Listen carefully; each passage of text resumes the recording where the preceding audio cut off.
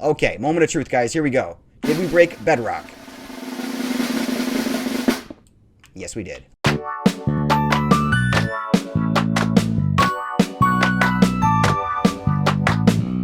Hello, fellow crafters. Clickwell here. We are back. Thanks so much for coming by and checking out another one of these videos, guys. Today's going to be a fun one. We're going up on the nether roof. Like I promised, we're going to show you guys how that's done. I've done some kind of looking around my base here, and I think that this little spot right behind me is probably going to be the best location for this, I think. I'm going to make a little elevator here. We're going to pop our way up there and see what's going on the roof. And if you guys want to follow along with this, I did put together a bit of a shulker box here to show you what we're going to need to make this happen. This is everything we need to get up onto the roof and then to get back down through the roof. So here we go. I like to take a little bit extra with me when I go and do one of these trips, but I thought, you know what, I'm going to show you guys everything we're going to need at the absolute minimum in case you want to do this with me. So I'm going to bring 4 TNT, 2 pistons, 1 redstone block, a trapdoor, some obsidian, 3, and a couple stacks of ladders. I don't know exactly how many we're going to need, and a few ender pearls. So make sure to go grab all that stuff, and we're going to dig our way up to the roof. One thing I want to show you before we get started is if you press F3 on your Java screen here, basically by me looking at this block right now, I'm able to see on the right side where it says targeted block. That is negative 37 on the X, 51 on the Y, and 26 on the Z. That's the block that my cursor is currently resting on. That's not the block I'm standing on. That is the block that my cursor is resting on. So we want to remember that, because when we get up to the top, we want to look at a piece of bedrock that says 127 on the Y-axis. That middle number is going to be 127. So remember that. Hang tight, enjoy the time lapse, and let's do this. We are just going to pillar all the way up. I think it's the easiest way. We're going to dig up above our heads and just pillar up. Just got knocked off by a ghast there. That's alright, I went ahead and murdered him, so that's no problem. Let's go ahead and dig up until we hit bedrock, just like that, and then look around for 127, and it's right next to where I dug up, which is pretty exciting, and there's 3 in a row. Super rare to find 3 127 blocks in a row. I'm going to go back down, grab that shulker box, and I'm going to put some ladders all along the wall, all the way up to the very top, and then what we're going to do is grab some ender pearls. Let's double check here. Yep, 127. Excellent. We're going to grab some ender pearls. We're going to climb up to the top of this ladder, hold down W, continue to hold down W, and then right click, throw an ender pearl right at that bedrock. We're going to stick out halfway. Just our legs are going to be stuck, so we're not going to suffocate. And if we press jump, just like that, we're going to be free to roam about above the nether.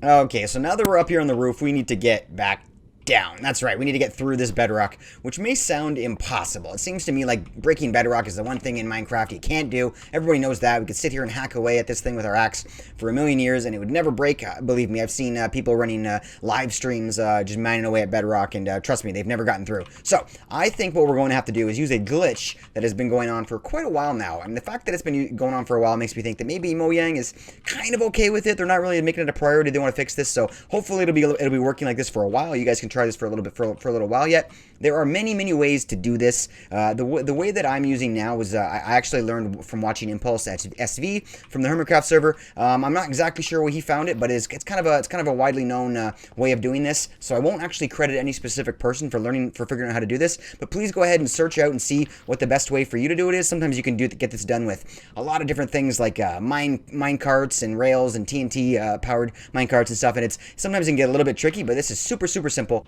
Okay, so let's get into some details here. How is this going to work? Let me grab my shulker box, my handy gear here, and we will place that on the ground and put everything. You know what? Let's just put all these back in big piles here. There we go. Okay, so we've got everything we need here. Let's move some of this stuff out of our inventory that we don't need at the moment. I always like to keep food on me. I don't know why. Put this here, put this there. Don't need you. I need you. And I think that's basically it. So let's go ahead and have a look here. This is the block we want to break. This is super important that we don't lose this block. Like I said, if you lose this block and you're not looking at a block that says 127 on the y-axis, you're going to be breaking bedrock and having nothing but bedrock underneath of it, and that will be a big disappointment. So I'm going to break this block, but I'm not going to lose it. That's my block. I'm going to place a piston on it facing up just like this. So look down at that block, place a piston, and then to the right of it, we're going to put a redstone block, and that's going to make that piston pop up. So this is the start here. Now, next thing we're going to do is put obsidian to the left of it. We're going to use obsidian because this doesn't always work. Sometimes it takes 2 or 3 times for it to work, and we don't want to have to keep replacing these blocks. So we're going to use obsidian there and there. So we're going to use 3 in total, 1 on the left and 1 behind this redstone block. This one isn't really meant for anything, but I use that one just because I have obsidian in my hand. Okay, so this is how we're going to be looking so far. There's only one more piece we need. That's going to be our trap doors. So let's put our trap door on the, very important here, on the top side of this piston. Does that make sense? So This is the lower part. This is the lower block of the piston. This is the upper part of the piston. We're gonna put that just so it sits up, just like that. And when we close that piston, we're gonna be lying down on the ground, like we talked about before. Hello, in the nether episode when we went to the end. And this is how we're gonna be basically setting this thing off. So let me go ahead and let myself out of this trap. Basically, what we're going to be doing is I'm going to be putting a piece of TNT right in this space like this. That's going to be ignited by the redstone block underneath of it. So as soon as I place that TNT, it's going to start to hiss and it's going to explode very, very soon. Remember, when you're underneath of this trapdoor, there's a very strange feature in Minecraft where certain things are extended, such as trapdoors and pistons. That means they give you extra blast protection for some reason. I'm not exactly sure how that works. I'm not sure of all the details there, but that's why we can lie underneath of here and be completely protected from that TNT. And while that's exploding, what we want to do is come over here and look at the top corner of this obsidian. See this very, very top left corner of the obsidian? I'm looking on this side of it, right in the corner, and I'm going to right click with a piston in my hand. I'm trying to place that piston facing down towards me, basically. So I'm going to be spamming the crap out of that button while this TNT is exploding. And when that thing explodes and gets rid of the top of this piston, we're going to hopefully replace it with another piston. That's how this works. And basically that, I'm not sure exactly the details here, but the energy of that piston kind of pushes through the bedrock floor and breaks it. You know what? You're going to have to talk to smarter people than me. Maybe Il Mango can explain it to you. But that's how we're going to do this. So let's go ahead and give it a try, guys. One pro tip I'm going to give you to make this a little bit easier on yourself is to go into your settings, into your options, into your controls, and then in my controls, I'm going to go down and click my right button, and I'm going to press B. B for Bravo. Done. And then now basically if I go out here back to my game, and if I right click, nothing's going to happen, but if I press B, now we're right clicking. So the reason why we do that is if you look, for example, if you right click once and hold down that button, that's only going to enable one right click. It's going to basically be one click, and then if you're holding it, that's going to be for no reason. Now, if you go and look at your keyboard and you hold down B, for example, if you were on a text document and you're holding down B, what's going to happen? It's going to type in B over and over again very, very quickly, which is just how it's going to work here. So if I were to hold down B right now, see how fast this is going? And if I'm right clicking on it, which I can't do right now because I've disabled right click, it would be a lot slower than that. So I'm going to go under this trapdoor. I'm going to put the TNT in my hand. I'm going to press B, quickly switch over to my piston and place that in the place that I told you guys to place that. Bam, it's hissing. We got the piston. We're holding down B. No, we didn't get it the first try. I knew that was going to happen. Okay, so, there's our shulker box. I'm glad I got that. So, this is facing downward. That is your signal to know that it did not work. If this works correctly, that piston is going to be facing upward. So, we go ahead and break that. Put it right back in the exact same spot because B, not with right click. I'm going to mess that up every single time now. And we're going to continuously do this. We're going to do it again. I'm not going to cut away from this. I'd like to keep the same shot right now so you guys can see. It doesn't take that long. It can be a little bit of a tedious process if you're doing a large area. If you watch the Craftwell SMP that I play on, you'll see that we're digging an enormous hole in the roof right now with the same method. And if you can tell, this is now facing upward. So it took us two tries. Usually it's about a 50% chance I can find. Let's go ahead and clean this area up so we can get a little bit more of a wow factor when we break that piston. We've got our diamond pickaxe with efficiency 5, so this shouldn't take too long. Beautiful. Okay, moment of truth, guys. Here we go. Did we break bedrock?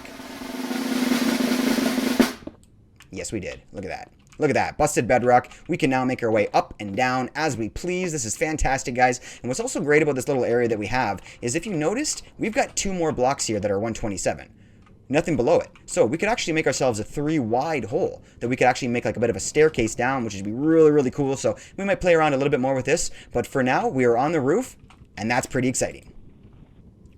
Okay, so let's talk a little bit about this elevator, and I mentioned a minecart elevator before. I think that's what we're going to be using here. The way I like to set this up is I block off sort of 3 sides of the box where I'm going to have the elevator just like this, and I have one side open, and then I'm going to go and look up and see how far up I want the first minecart. I think that's about far enough. We don't want to go too much further and have to jump to select it. We don't want it too close where we're wasting space, but I think that's right about where we want it. We're going to put a ladder on the glass right below that block, and if I pillar up here, which is why we want to have a little bit of space available around us, now I'm going to put a rail on top of that. And on top of that rail, we're going to place the minecart. Now, after we're done that, we can dig back down, and we're going to remove that nether rack right below that. and that's going to break the rail, and that's going to stop and land right on top of that ladder. We can go ahead and we can put a piece of glass there to kind of lock it in place. Now it's not moving anywhere. And if we go underneath here, and if we right-click on that minecart, it's going to put us right inside of that. And if there was a minecart in the same distance above that, and I held down right-click, we would just shoot ourselves right up this pathway as fast as possible. If I press shift to get out, it's going to bring me to the closest block to stand on. But if I go and stand on top of that, not hold anything down, it's going to very slowly drop me through the minecart, and it's going to be a very nice, easy way to go down without getting hurt, just like that. And it's really a thing of beauty. The Minecart Elevator is absolutely my favorite one in the game so far. So let's build that baby all the way up. Okay, so this is what I landed on here. 3 spaces between each minecart. So if you're doing this yourself, make sure to have 3 spaces between each one, and you'll be able to easily grab each one on your way up. For some reason, the one on the ground was able to be 4 spaces apart. So the first one is 4 up, and then after that, it's going to be every 3. I'm going to put another minecart. So hopefully that helps.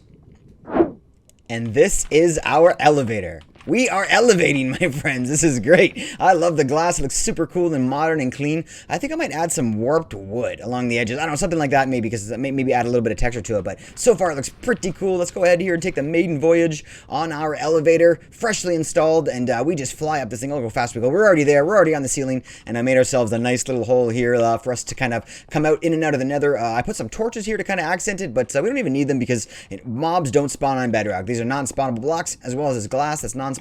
So you know what, we're not going to see any mobs up here. It's nice and clean, nice and safe. And you know what, we might put our gold farm right over there. I think that's gonna be our next project, is the gold farm, because we got to fill that piglin trading hall. Those guys need some gold because I need their goods. So let's get going with that, guys. I can't wait. Come by next time if you want to see that gold farm. I appreciate you coming by Twitch. Give me a follow over there and saying hi. I'll leave you the link below. And of course, thanks for mashing that subscribe button. I really do appreciate your support here, guys. Thank you so much for all your subs. I will see you guys soon. Stay well, stay safe. I love you tons.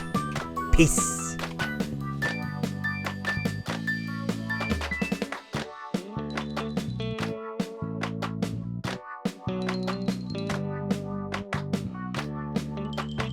Okay, bye-bye.